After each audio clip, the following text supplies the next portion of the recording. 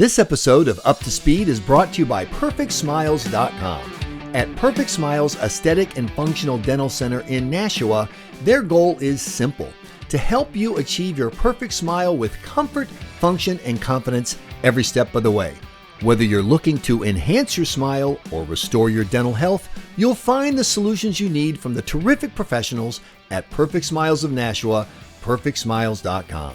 Hi, I'm Michael Graham. Welcome to another edition of Up to Speed. You give us 25 minutes and we will bring you up to speed on what's happening here in New Hampshire in the world of business, politics, and culture. We are delighted to have John Skevington with the, are you with HCA or CMC? How do we put Both. this, John?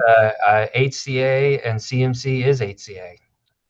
That's a great point, and that's why we wanted to have you on Up to Speed, because people have been asking questions about what the heck has been happening since HCA took over CMC. And so first things first, how's it going big picture? Tell me something that's been a pleasant surprise and then something that's been a little more of a challenge since you guys stepped in. Great. Well, first, thanks for having me back.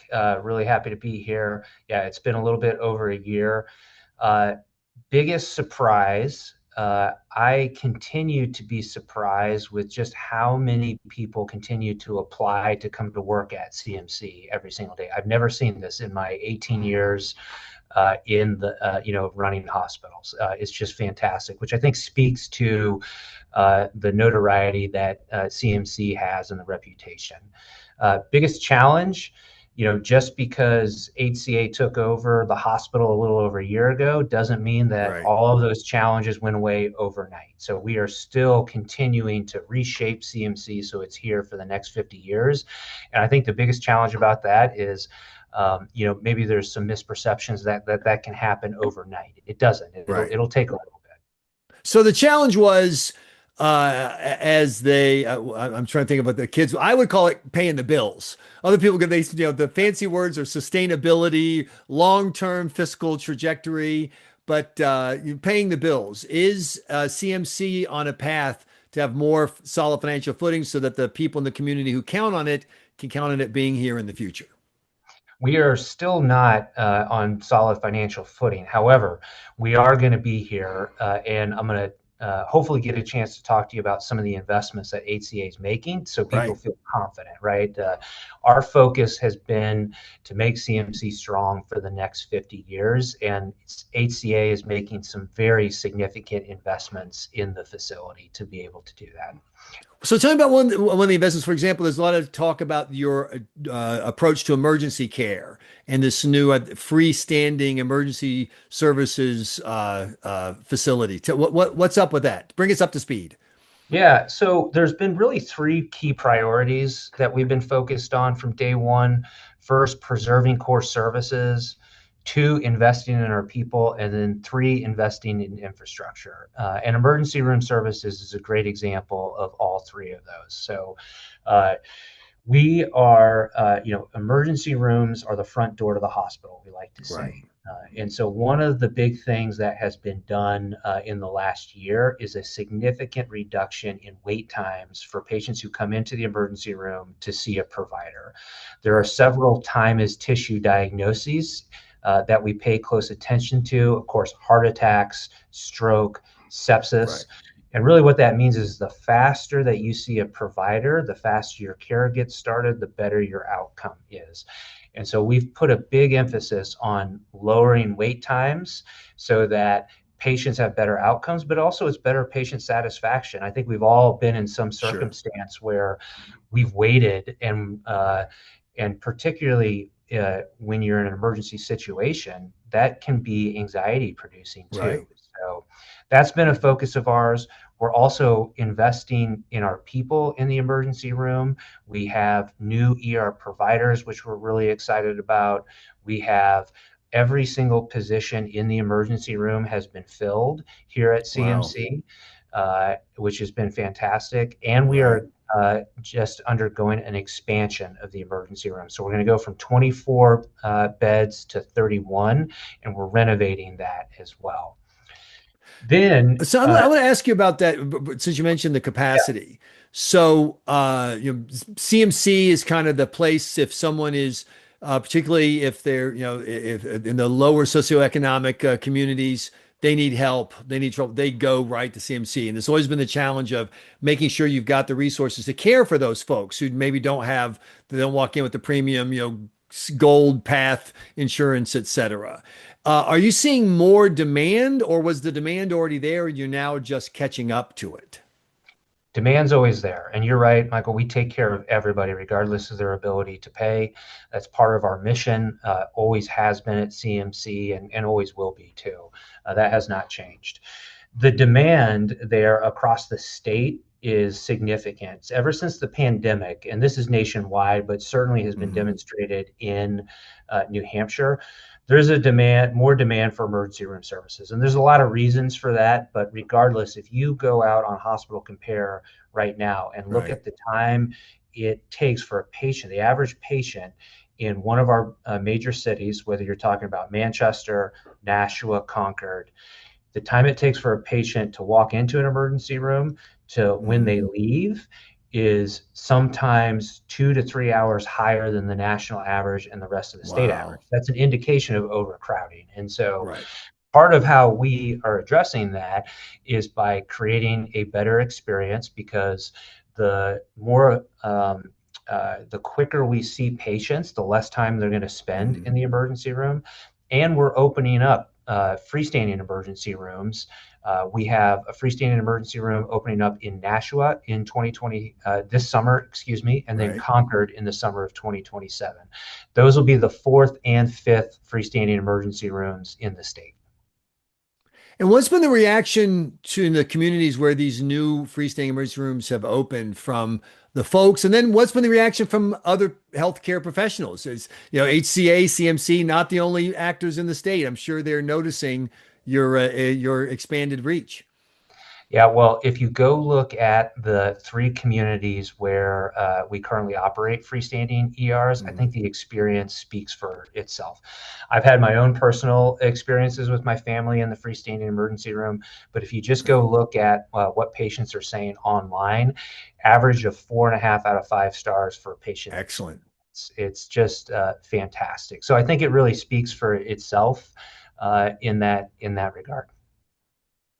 But the other members of the healthcare industry here in the state, what's been their response to you opening these free? Because obviously they're for-profit businesses. We call them doc in a box, whatever brand you're talking about. There are restrictions on where you can put certain kinds of healthcare providers based on the distance to other healthcare, facilities, hospitals, et cetera, based on the services you provide. So what's that expansion been like for you? Yeah, I think it kind of reminds me of when urgent care first started to come into the state, probably about 15 years ago. A lot of people were concerned that, this was going to take away, much needed patients from the emergency room. In reality, 2 things happened. One, it put patients in the right location for care. And number 2, what you saw is those same hospitals that were resistant to it then got into the urgent care business and really jumped on the bandwagon. And that's what we're actually seeing. If you look over in the Dover community, now there's been another hospital system that has said, hey, maybe we're going to put a freestanding emergency room in the state. So I think that's probably what we're experiencing here. So now I'm going to ask you to play doctor, which is give me the prognosis for the state's healthcare system overall. If you're a typical Granite Stater and you need help, whether it's emergency hospitalization or whether it's long-term care, maybe you're a senior, how is the healthcare system doing today versus the way it was, say, 5 or 10 years ago, in your opinion? I think we are very similar to the rest of the nation. HCA, which we're a part of, has 185 hospitals. So I get perspective from colleagues all over the country. And there is a greater demand for healthcare services now, and New Hampshire is no different. And so that's my prognostication, which is we need more access to care in all of those avenues. goes. We're talking about emergency room care. That's just one way to provide access, but certainly not the only needs that patients have. Right. Great example of that is primary care. And to help with that, back in 2019, Portsmouth Regional Hospital, which is part of HCA, started a new graduate medical education program. And so right now, on the Seacoast, we are training future internal medicine, family practitioner, and psychiatry residents who will eventually practice here in New Hampshire and help expand that care in addition to the emergency room care that we're expanding. So, what are some of the misconceptions that people have had about the CMC taking over CMC, HCA taking over CMC, and then your plans and expansions moving forward? I think there's just been a lot of interest. We've held 3 public information sessions Right. so far, and I've been. You talk about one of the surprises. I've been really surprised in a great way about how interested the community is in what's going on here. I don't know that same Right. level of interest would be there in a lot of communities. So it really speaks to how important CMC is in the community. And so really that has been a nice surprise. And what we've been telling people is what we're talking about here is how we're investing in those core services, what we're doing to invest in our people and grow the pipeline for the workforce, which is so important to the access we were just talking about. And then, of course, all the infrastructure that is being invested in here. And so we spend a lot of time talking about that as well. Yeah, I want to come back on that because you brought up something, but first I have to ask about this. You're in the power business now. You're in the you're start. What is it? A secret nuclear reactor? What's going on? You guys have your own power facility. I got that press release at NHR. Like what's going on? And so what's happening and why is CMC getting into the power business? Well, this is probably not very well known, but all hospitals are in the power business, and we're no Okay. exception to that. And so one of the early needs that was identified as CMC was going through the process of finding a partner is they said, hey, we need to upgrade our power plant in the hospital. All hospitals have boilers, chillers, important critical infrastructure that's out of the public eye, but helps to keep our building warm in the winter or cool in the summer, powers all of the life-saving activities that go on in the building. And it needed a major overhaul. And so HCA, in a little bit over a year, has committed over $157 million worth of infrastructure upgrades to this facility. Wow. $46 million of that is to upgrade and move our energy plant. So right now it's underground. It's actually over here to my left, underneath the parking lot. And you drive by the hospital right now, you can see visible construction where we're going to bring it above ground into its own house and then completely upgrade and overhaul it. So not a small modular reactor. You're not part of that. Nothing. No. You sure? I can't. Okay. Yeah. Can I use it to charge my phone? My phone's starting to die. I need to plug. You can certainly charge your phone when you come to the hospital. We know, but that's one of the things. Like for example, whenever there's military action around the world, people worry about hospitals and oh my gosh, if the power goes out, what hospitals do, and so they have to have a more of a freestanding, self-contained power system, obviously. But Yes. I hadn't thought about that. How much do things like in the economy, we're seeing energy prices rise for geopolitical reasons and for other supply and demand reasons as well. When those shifts happen, do they impact the bottom line at CMC? They do, and I imagine they do at most hospitals as well. I give our company credit. We take a long-term view of this, and investing in infrastructure in our hospitals is a major core part of what HCA does with its capital. It reinvests it in our facilities to make sure that we've got the most efficient systems. One other investment that will be underway here hopefully soon. This is part of another $27 million project to upgrade other infrastructure items in the hospital. We'll be replacing many of the windows in one of our older buildings here. So that'll be more energy efficient for us. We're going to replace our 8 elevators. that need to be upgraded. So that inevitably will, of course, make our systems more reliable, but I'm sure will, of course, help with our overall energy consumption as well. So I want to get back to you were talking about the changes in the expectations in the community and the passion that people feel about CMC, which is kind of, I mean, think about it, you're right. It's kind of weird. I mean, how many times do people talk about a hospital in the abstract? You know what I mean? You talk about the hospital like, oh, I need to go to the hospital, or where is the hospital, but not how's the hospital doing? Is it going to change? What's going on over there? And I think it's because of the unusual place that CMC holds in the Manchester community. It's one of the pillars of the community. And when you were having your public hearings, when HCA was in the process of acquiring CMC, there were a lot of people asking the question, will CMC stay CMC? And so a year into it, how do you think you're doing keeping your promise that CMC would maintain the character and the relationship with Manchester that it had before? Yeah, a couple different ways. One, I think of our core services, right out of the gate, there was a threat to whether or not OB and nursery services, so whether we were going to still deliver babies and nursery services here. There were a lot of questions about that. We didn't miss a single day. We were able to not only preserve those services, but we're building out some great teams that are going to help grow those services as well. And then one other thing that I've learned that makes really Manchester so special, and CMC is a part of that, is how the community comes together to solve issues. And so being part of the community is one way that we preserve what CMC is. In the first year, we have not only committed and donated over $600,000 just in the first year. Now it's up over $1 million to key community partners. But we being our colleagues at CMC are showing up and volunteering and being active in the community as well. And really, that's what I've learned makes Manchester really so special, is how it's the entire community, different sectors, public and private, that come together to tackle those challenges. And so I feel like that's what makes a lot of what CMC is they've been such a big part of that, and we continue that, and I'm really proud of it. Well, John Skevington, we appreciate your time and this update, bringing us up to speed on what's happening with Catholic Medical Center. Thanks so much. We appreciate it.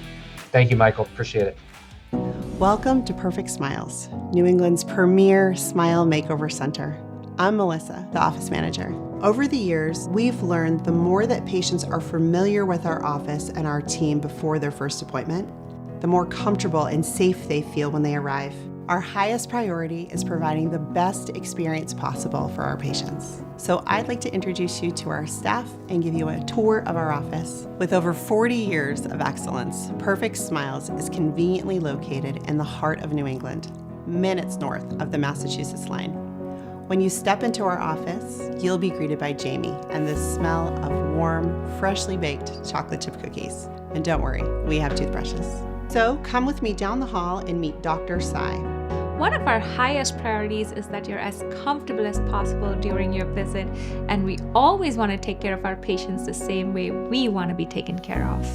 In the next room, you'll see our talented hygienist, Lori. After visiting with her, many people say it was the best cleaning they've ever had. Across the hall is our sterilization lab, where each instrument and handpiece is triple checked because we want to ensure a safe, trustworthy environment, which is why in our office, we use advanced state-of-the-art technology to ensure you get the highest quality treatment possible. We like to go the extra mile by offering some of the comforts of home to help you feel as relaxed as possible during your time with us. Our philosophy here is that dentistry is one half art, one half science, and it's the artist who makes the difference. This is the reason our doctors strive to listen and help you meet your dental goals. So here are our next two dentists, Dr. Tam and Dr. Houghton. We understand the impact the quality of your smile has on your confidence and your relationships. So if you're looking to improve your smile and transform your life, we'd love to help. We prioritize you by offering personalized care in a calm, comfortable place where you feel taken care of and you feel like family. I love Dr. Tam. He's so nice. He has a very calming presence. He's extremely gentle and calming. Having good dental work really improves your life in so many ways. And the smile is your first impression. If you're ready to make a change, we'd love to meet you and help you start smiling confidently again. So give us a call today.